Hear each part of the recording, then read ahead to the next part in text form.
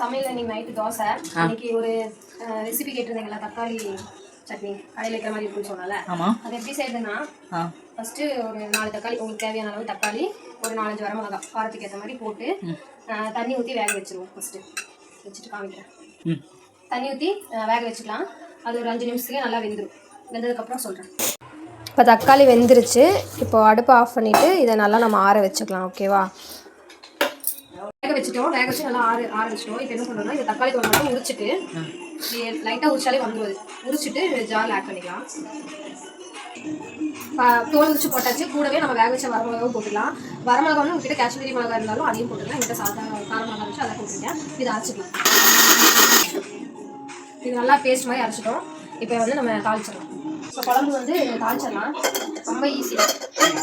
சட்டி வச்சு சட்டிக்கலாம், எண்ணெய் ஊற்றிக்கலாம்.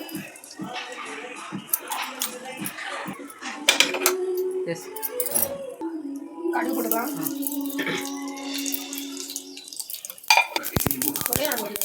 கடுகு வச்சிருச்சு. கருவேப்பிலை ஆட் பண்ணிட்டு நான் அரைச்சி வச்சு தக்காளி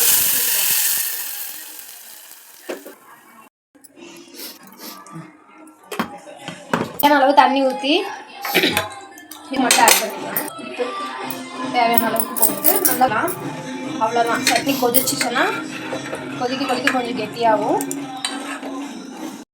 இப்போ நல்லாவே கொதிச்சிருச்சு சட்னி.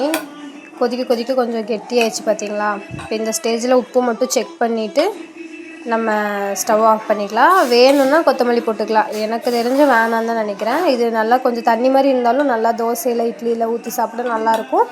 ட்ரை பண்ணி பார்த்துட்டு எப்படி இருக்குன்னு கமெண்ட் பண்ணுங்கள். இன்றைக்கி நைட்டு டின்னர் நம்ம வீட்டில் தோசையும் தக்காளி சட்னியும் தான். நீங்கள் கேட்ட மாதிரி தக்காளி சட்னி ரெசிபி நான் வந்து அப்லோட் பண்ணுறேன். மறக்காமல் ட்ரை பண்ணி பார்த்துட்டு எப்படி இருக்குன்ட்டு கமெண்ட் பண்ணுங்கள்.